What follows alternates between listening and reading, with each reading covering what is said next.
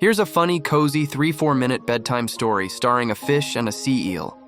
Finny and the Sleepy Sea Eel. In the shimmery blue waters of Coral Cove lived Finny, a tiny fish with a huge imagination.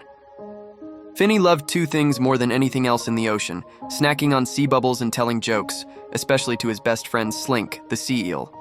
Slink was long, twisty, and about as energetic as a sea cucumber taking a nap. He yawned more than he swam, and he swam more than he talked. Still, Finny liked him because Slink laughed at every joke, no matter how silly.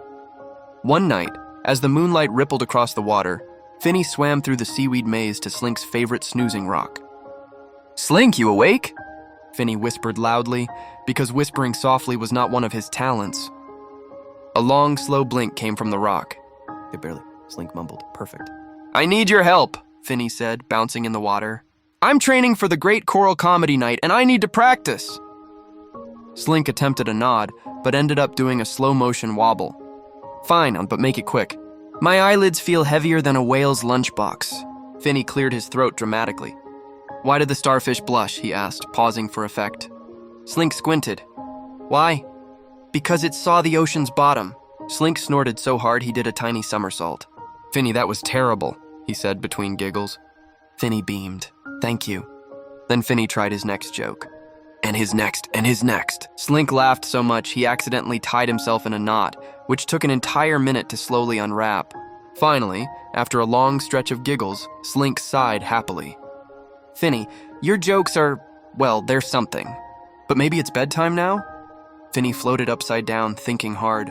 "Maybe I should end with my best joke ever," he said. Slink groaned softly, or, "Hear me out." "No?" But Finny was unstoppable. "Okay," he announced. "Last one, a grand finale." He took a deep breath, wiggled his fins, and declared, "Why don't sea eels ever get lost?" Slink blinked. "Why?" "Because they always go with the flow."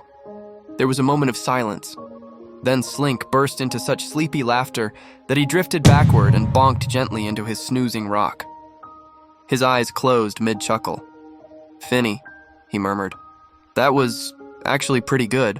Finny grinned proudly as he watched his friend curl up into a wiggly little coil.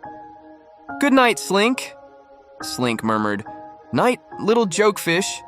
And as the waves swayed gently overhead, Finny settled beside him, letting the quiet of Coral Cove wrap them both in a warm, sleepy hush, one last giggle bubbling from him as they drifted into dreamland.